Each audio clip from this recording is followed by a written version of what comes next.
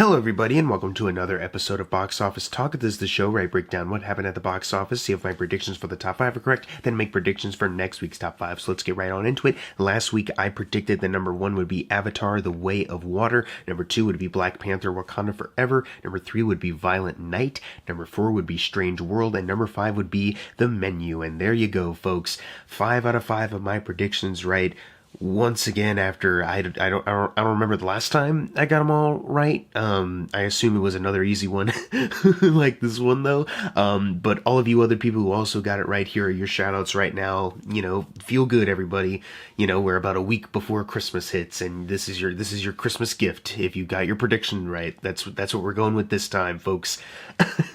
I did see some people try to predict that The Menu would have stronger staying power than Strange World, which was not a bad prediction at all. You know, that's definitely, like, I like where your head is at, especially seeing how The Menu had a pretty solid hold. But nope, Strange World still had some families go to it more so than Le Menu. Let's go over what happened in the overall top 10. Number 1 was, of course, Avatar: The Way of Water. Pandora returns, everybody. Now, I did see some people try to say that this opening weekend was pretty underwhelming, and I'm not sure I completely agree. Now, before these numbers had come out, the estimates for the weekend, the studio estimates, this stuff that you were seeing like on Twitter, on articles, the number kept going up. It was going up from like, it's going to have like a 130 to 150 opening. It went up to like 150 to 170 or potentially 170 to 200. So the actual opening weekend right now is $134 million. So some people saw that it wasn't as high as the most recent estimate and were like, boo, this is underwhelming. This movie's going to flop. And it's like, once you go over the rest of the statistics, which I'm about to do, I don't think that's fair to say at all, especially considering, you know, when you release a movie in this time of December, Christmas is right around the corner. They literally just released a movie at a great time where a movie like this that also has incredible word of mouth about seeing it in the theater, you know, experiencing the technical mastery on display, it's definitely going to have legs, especially considering, like, you know, if a movie opens this good, you know, for the next couple weekends or so, like, I'm going to predict, like, you know, not like a big prediction where there's stakes or anything, just a mild prediction that, like, mostly in January it's gonna go like unmatched, and then February it might, you know, at that point maybe M. Night Shyamalan's movie could get number 1, but I'm definitely going to guess that, you know, Avatar has a chance to stay number 1 for a long time, you know, and not drop as much. Because right now, yes, people are flocking to the theaters to see it because it just got released, but next week is actual Christmas break, and people are like, well, what are we gonna do for Christmas? What are we gonna do? Time off from school through the new year? Well, we got time to see a 3-hour movie. You know what I mean? So this movie is going to continue to do well, but also worldwide, it is now sitting at $434 million. This is a pretty fantastic overall worldwide opening. It is the 11th highest opening for a worldwide total ever, you know, slightly above Batman v Superman and below the 10th spot, which is Multiverse of Madness, which is sitting at $449 million. That was the opening, the worldwide opening for that movie. But that's still pretty fucking incredible. Let's go over the rest of the stats for the domestic total, though. Its opening weekend opened $57 million over the first movie, and obviously that movie is one of the highest grossing movies of all time because it had legs, it had staying power. This is the 7th highest opening weekend for a December release.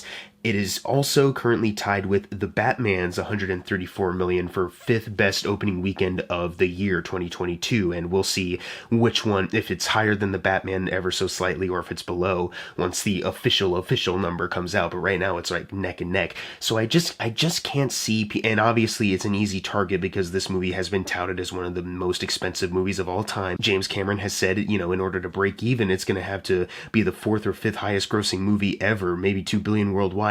And the last budget that I heard, you know, the official budget for just this movie was $460 million. So, you know, this is an easy target to look at and just go like, you need to make a lot more to get there. And initially it doesn't look like it. And it's like, you know, just because it didn't have like the 300 million Endgame opening or something doesn't mean this movie will have legs. I think this movie potentially has the chance to have stronger staying power than something like Endgame, you know? But we'll see. We'll see how this all goes. I think this is a very fantastic opening. I think they have a really good, strong campaign ahead of them, especially in the next couple weeks in the holiday season, as far as like, hey, get to the theater. That's the way it needs to be seen, especially seeing how like Top Gun Maverick, you know, had a great opening, but then really soared off of the word of mouth of you need to see see what they did on the big screen. So I definitely think this movie has a chance to become one of the highest grossing movies ever, hopefully break even so we can get more Avatar movies, because I know that James Cameron has said Avatar 3 is kind of designed to be an endpoint if this movie doesn't do well, if it's looking like, yeah, they're not, breaking even like we want them to, but, who wouldn't want to see, because that's the thing, because I know some cynical people are probably looking at this like, oh, look, another sequel dominating the box office from Disney, and it's like, sure, but this is a sequel 13 years after the first movie, which is an original idea, and yes, it has its influences, everyone says it, it's Pocahontas in space, it's Dances with Wolves in space, blah, blah, blah, blah. But still, it's not specifically based off of something that already came before with the name Avatar, with the name Na'vi, whatever. This is an original thing that James Cameron created, so, I think this is the one time where you can look at something like a sequel like this and be like, this is actually pretty fantastic, and I think the filmmaking backs it up as well. Let's move on to number 2, the numbers are gonna drastically drop, and it's only gonna get worse, so let's get into it. Number 2 is Black Panther Wakanda Forever, making $5.4 million, adding to a domestic total of $418 million. Domestically, it just outgrossed Multiverse of Madness by $7 million, and now needs $8 million until it outgrosses Captain Marvel, which it obviously will. Worldwide, it is sitting at $776 million, outgrossing Guardians of the Galaxy Volume 1 by 6, and $74 million away from outgrossing Thor Ragnarok, so this movie is still doing very well. And, I point out that there's a drastic drop just to set the tone for the rest of this list. Obviously, this movie has been number 1 for so long and has already raked in so much money that, it doesn't matter that they're kind of at this point now. And obviously, throughout the holiday season, it's still going to make, it's not going to like drastically drop off like so much. People will still be going out to see this movie just for something to do for holiday season. People might already have seen it and be like, well, I've got time on this holiday break and Avatar's busy as shit, so let me go see Black Panther. So it's, I just want to set the tone for the rest of this list, so let's just keep on going with number 3, which is Violent Night, still doing pretty solid, making $5 million this weekend, adding to a domestic total of $34 million. Worldwide, it is sitting at $55 million, so $5 million away from tripling that $20 million budget. Just you go, David Harbour Santa Claus. I could bring up the stats that like, oh, it's 21 million domestically from Hansel and Gretel Witch Hunters, or it's 159 million worldwide away from Hansel and Gretel Witch Hunters.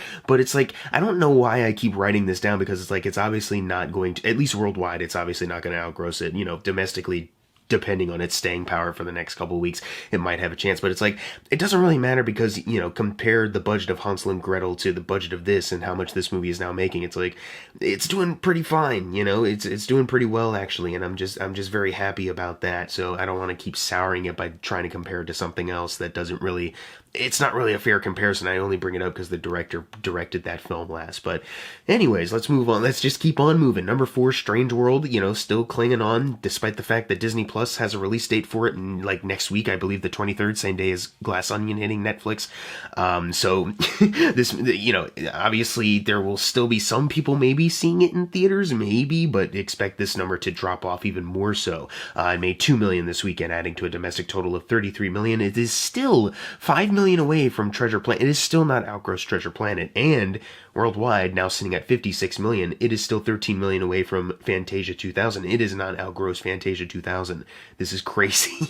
It's just, I know I've covered this so much, but it's just so crazy. But it's especially even more crazy when you factor in that The Menu, sitting at number 5, has done pretty well, actually, in comparison. Obviously it's a cheaper movie, and, box office wise, it's only ahead of this Strange World by a little bit, but compare that budget, how much it's actually making now in the, word of mouth. Some people actually really like this movie as opposed to Strange World, which was just kind of like, yeah, it's another movie. Basically the Lightyear response, but even worse, because Lightyear at least had the, Chris Evans Buzz Lightyear name to it, you know what I mean? The Menu made $1 million this weekend, adding to a domestic total of 32, so that's $2 million above the initial production budget of 30 million, but worldwide it has just crossed over the 60 million, doubling point. So congratulations, Searchlight and Ralph Fiennes and Anya Taylor-Joy and Nicholas Hoult and whoever else is benefiting from this, I guess.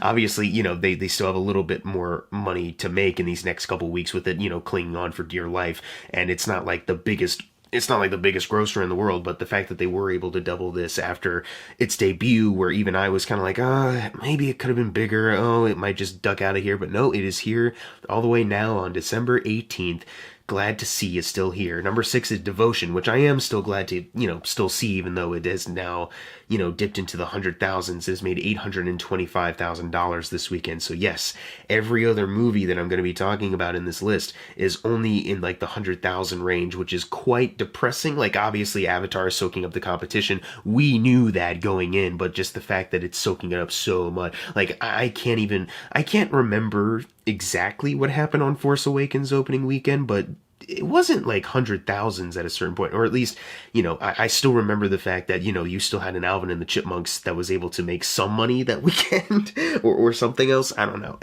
It's kind of great. Well, that's the thing. I guess that's the other thing I wanted to point out is that Avatar is doing this with 134 million, but Star Wars The Force Awakens, that opened with like 250 million, something like that. So you'd expect that movie to have that kind of effect where everything else is just, sinking, only making 100,000 at a certain point in the top 10, but it's this where it just kind of further goes to show the point that, theater audience isn't exactly how it was, and that's a big bummer, and people should support movies more, but, that's topics for other time, I guess. Anyways, what was I saying? Yeah, it adds to a domestic total of 18.6 million, worldwide 19.01. So yeah, still nowhere close to doubling that $90 million budget.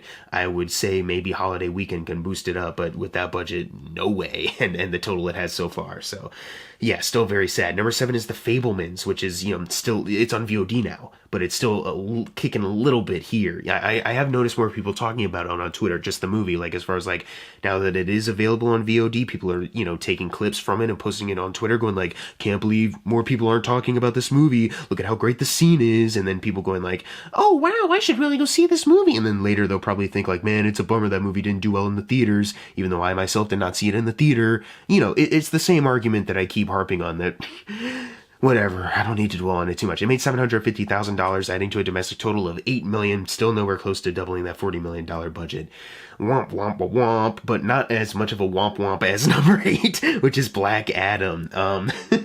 Let's just blaze through this. It made $500,000 this weekend, adding to a domestic total of $167 million. That is $62 million away from Justice League, $6 million away from Hobbs and Shaw, still fighting the uphill battle of outgrossing Hobbs and Shaw.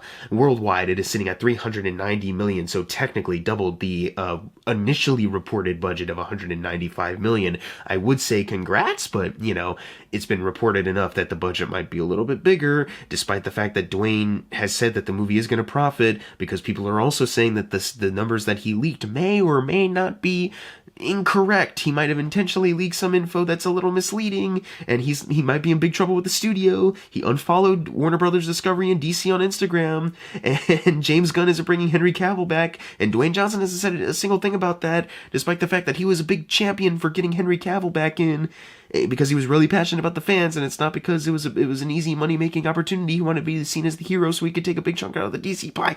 Whew, I don't know what kind of tangent that was. There's a whole lot to talk about with Black Adam, and I think I just need to like sit myself in front of a camera and just unedited, just like word vomit like everything associated with Black Adam movie-wise and production-wise in the aftermath. But, more details keep coming. The story's not done, so it's like, what do I do? Am I gonna miss something? Anyways, it is still $265 million from outgrossing Justice League worldwide and $37 million until it outgrosses Rampage. So I don't think there's any more need to talk about. I don't think Black Adam's gonna, because it's now on HBO Max. So like, what's even if the holiday season people are like, we should go to the movies, what's out there that isn't Avatar because maybe we've already seen it or it's too crowded? Black Adam, people would just point out that it's on HBO Max, so it doesn't matter, and Strange World, they'd be like, well, it's on Disney Plus, guess we gotta go see Black Panther again. Anyways, number 9 was I Heard the Bells. That Fathom event still kicking, making $308,000, adding to a domestic total of $4.9 million. Still don't know what a budget is. I still don't know what this movie really is. But congrats, you guys. And finally, closing out the video, number 10, not a 2022 release, but Elf. It's an Elf re-release. Elf snuck back in here, making $278,000. So that's great. Like I've said other times before, where like, movies aren't doing as well, especially when you see that re-releases that usually, make this amount of money And, like something like this with Elf, like I did not expect it to make anything more, but just you wouldn't usually see it in the top 10 very rarely, unless it was like a big thing. So this is, it's still kind of jarring to see these movies. Like, what was the other one like a while ago? I'm not going to remember, but there was something a while ago where I was like, man, like a re-release like this probably shouldn't be sneaking in here so easily. Anyways, now it's time for the fun part, the predictions for next week's top 5. Number 1, I'm going with Avatar: The Way of Water once again with a hopefully solid hold. Number 2, I'm going with Puss in Boots: The Last Wish, because that is the only other thing I could see like families going out in droves to see. Number 3, this is going to be tricky, guys, because you saw how low the numbers are this weekend. There's a lot of movies that are actually coming out, some wide, some of them a little wider than they're limited before. Who knows? This is going to be tricky. So let's see what we do. Number 3, I'm going to go with I Want to Dance with Somebody. But that might also be called Whitney Houston, I Want to Dance with Somebody now. So, we'll stand by on that. Just as far as like music bios go, they usually do pretty okay. And I think we're also at a time holiday season where this movie might do some pretty solid business. Number 4, I'm going with Babylon. I think there, still is some kind of like attention to like, hey, the guy that they're promoting who made this movie in the trailers and the commercials is the La La Land dude. It's the Whiplash guy. I think there is at least some kind of drive to see that, especially with, your lead actress being Margot Robbie, who's a pretty big star. And then number 5, I'm going with The Whale. I don't see this movie, doing more than a Babylon, which is why I put it at number 5. But this movie did pretty well in its limited release, like I believe a week ago. It was like kind of surprised, like people were like, man, this is actually doing pretty good as far as like, if you look at the number of theaters, compare that to other movies that had that amount of theaters when they opened, this movie did the best out of that. So I think this movie, now that it is going a little bit more wide, people will be at least a little interested. Maybe it's not going to be like the top holiday season ticket, but the fact that there is some people interested to see it, especially with the Brendan Fraser, people seeing this as kind of like the Brendan Fraser comeback, the award season moment for Brendan Fraser. I think this movie will do a little bit okay. Anyways, what are your predictions for next week's top 5? Leave them in the comments below. And as always, thank you guys for watching. Make sure to subscribe. I'm Jackson Fulcher. See you guys next time.